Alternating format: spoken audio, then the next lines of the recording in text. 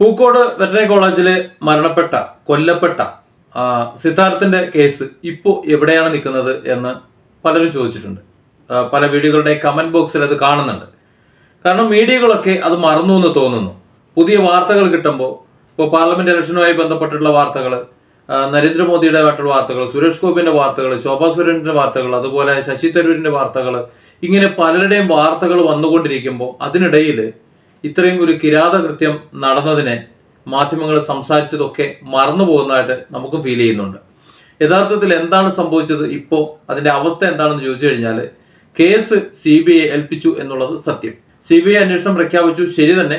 പക്ഷേ പൂക്കോട് കോളേജിൽ ഈ വിവരം ആന്റി റാഗിംഗ് സ്ക്വാഡിനോട് പറഞ്ഞിട്ടുള്ള വിദ്യാർത്ഥികളുണ്ട്. 2 പേര്, ജമ്മു കാശ്മീർ സ്വദേശി അടക്കമുള്ള 2 വ്യക്തികളെ കോളേജിൽ നിന്ന് സസ്പെൻഡ് ചെയ്തു എന്ന് പറഞ്ഞാൽ പുറത്താക്കി എന്നാണ് അറിയുന്നത്. 1 വർഷത്തേക്ക് പുറത്താക്കി എന്നാണ് അറിയുന്നത്.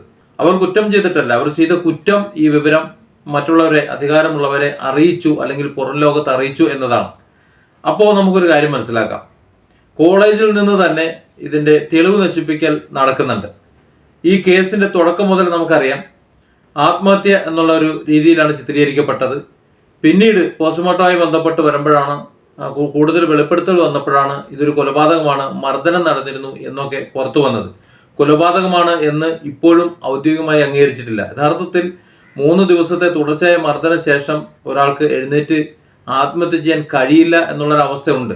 ആ അവസ്ഥ കണക്കിലെടുക്കുമ്പോഴാണ് കൊന്ന് കെട്ടിത്തൂക്കി, അതല്ലെങ്കിൽ കെട്ടിത്തൂക്കി കൊന്നു എന്ന് ചിന്തിക്കേണ്ടി വരുന്നത്. കേസിന്റെ അന്വേഷണം, കേരള പോലീസിന്റെ അന്വേഷണം തൃപ്തികരമല്ല എന്ന് കാണിച്ചുകൊണ്ട് സിദ്ധാർത്ഥിന്റെ മാതാപിതാക്കൾ മുഖ്യമന്ത്രിയെ കണ്ട് കേസ് CBI അന്വേഷിക്കണം എന്ന് പറഞ്ഞപ്പോൾ അടുത്ത സെക്കൻഡിൽ കേസ് CBI അന്വേഷിക്കുന്നു എന്ന് അദ്ദേഹം പറയുകയും അതുമാത്രമല്ല ബന്ധപ്പെട്ട ഉത്തരവ് ഇടുകയും ചെയ്തു. CBI അന്വേഷിക്കാൻ വേണ്ടിയുള്ള ഉത്തരവ് ഇടുകയും ചെയ്തു. ഇങ്ങനെ ഒരു ഉത്തരവ് വന്നപ്പോൾ സ്വാഭാവികമായിട്ടും കേരള പോലീസ് ആ കേസ് അവസാനിപ്പിക്കും. അങ്ങനെ 2 പേരെ പുതുതായിട്ട് അറസ്റ്റ് ചെയ്തിരുന്നു. അവരെയും കൂടി അറസ്റ്റ് ചെയ്തതോടുകൂടി ഏകദേശം ആ അന്വേഷണം നിലച്ച മട്ടാണ് ഇപ്പോൾ. CBIയുടെ കേസന്വേഷണം ഇന്ന് തുടങ്ങും, നാളെ തുടങ്ങും എന്ന് കരുതി എല്ലാവരും കാത്തിരിക്കുന്നു. പക്ഷെ CBI മാത്രം വരുന്നില്ല.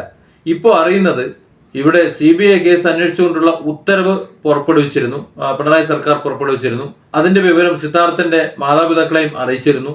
എന്നാൽ CBIക്ക് മാത്രം ഈ ഉത്തരവിന്റെ പകർപ്പ് ഇതുവരെ കിട്ടിയിട്ടില്ല, അല്ലെങ്കിൽ ഉത്തരവ് കിട്ടിയിട്ടില്ല എന്നാണ് മനസ്സിലാകുന്നത്. അതായത് CBIക്ക് ഇത് സംബന്ധിച്ചുള്ള ഉത്തരവ് കിട്ടിയാൽ മാത്രമല്ലേ അവർക്ക് അന്വേഷിക്കാൻ പറ്റുള്ളൂ.